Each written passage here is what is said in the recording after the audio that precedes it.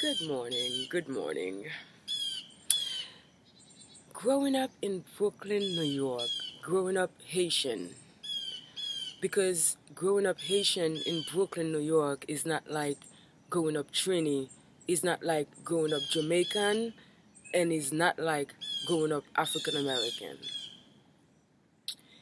I remember migrating from my country, coming to this country as a Haitian girl, and immediately when I studied, even where I lived, I grew up in Flatbush, Brooklyn, New York, right at the junction there. I grew up right across the street from Brooklyn College. I mean, right across the street.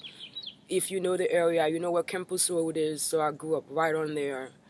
And immediately, you were able to tell there was a difference between me as a Haitian, as a black, and all these other blacks.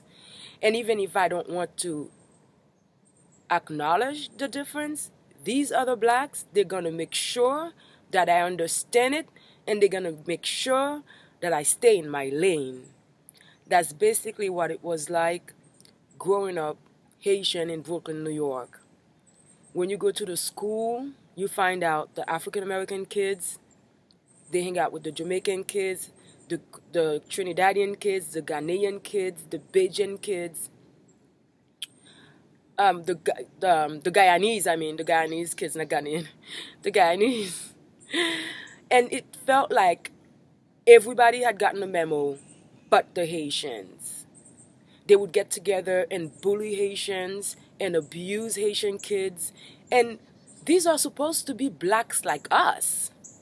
So when I look at it, I had to admit to myself that these blacks, they did receive a memo. They did receive a special advisory from their government, from their masters, to not mingle with Haitians.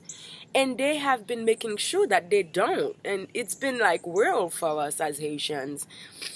These people have... I remember when I was growing up in Brooklyn, when I first came to this country, the first thing I walked into was abuse. People calling me fucking Haitian this, fucking Haitian that. And for me, coming up to this school, I was coming up as I don't think that, in my esteem, I don't think there were 2, 3, 4, 5 young women who were better than me. That's what I thought. I'm thinking, well, here I am. I'm just coming to America. I've been taking Latin, I've been taking English, I've been taking Spanish, I've been speaking French. I've been doing things for myself. I'm an athlete, I'm looking good, I have all my natural vibes and energy, you know what I mean?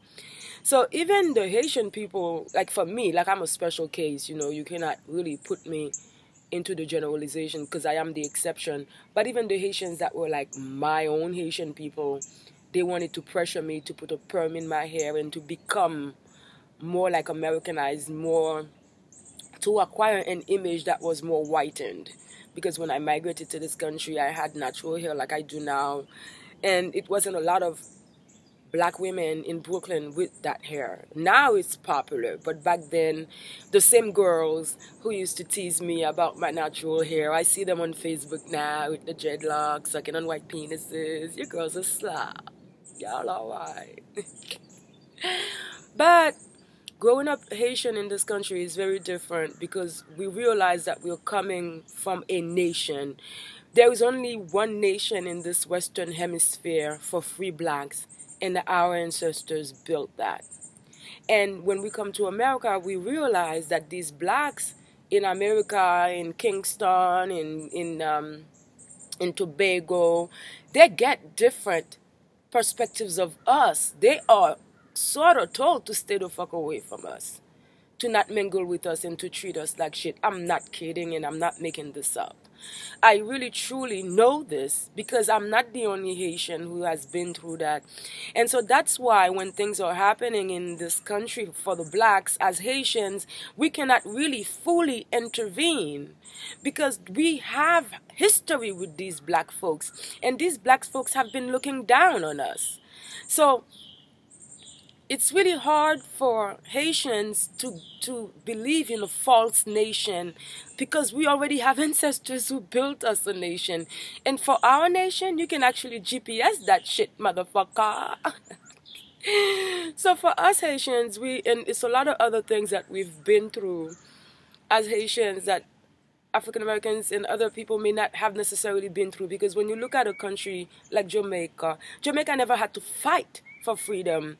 It was just decided, and the white people felt good about it, and they say, hey, you're here, y'all Jamaicans. You're free, y'all could take a flag, but we keep the money, we keep the money, So this, when you're looking at a history of people who never had to struggle like our ancestors did, and who never had to actualize a nation, meaning that not only do you have to do the rhetoric, you have to follow the rhetoric, you have to follow through. I'm not going to sit here and listen to 500 years of rhetoric just because I'm in fucking America and these African Americans feel like I got to listen to it. No, niggas, I won't. So I'm saying this to say all of this. I'm not going to sit here and sit back and not speak what I know is logic and what I know is true just because all the other people are more popular and they're all together and they all have assembled in ignorance. Motherfucker, after 500 years of rhetoric, it's time for something else. You either shut the fuck up or lay down. Or just don't do nothing at all. But don't expect me to continue to support your rhetoric and to advise my own children to go die for you, nigga. Nobody's going to take the... I'm not going to advise nobody to take the streets and to go fight for something that's not real. Okay? If people in this country really wanted to get rid of racism, the blacks would sit back and they would allow the whites to do their job. It's the whites who created racism. The blacks would sit the fuck down and they would allow the whites to do that. But they're not. They're making it a business to keep being persistent and all of that. That's not cute to me. I don't got time for that shit. I know where I came from. I know what a nation feels like. I know how to GPS a fucking nation and get there. Ain't nobody gonna fool me.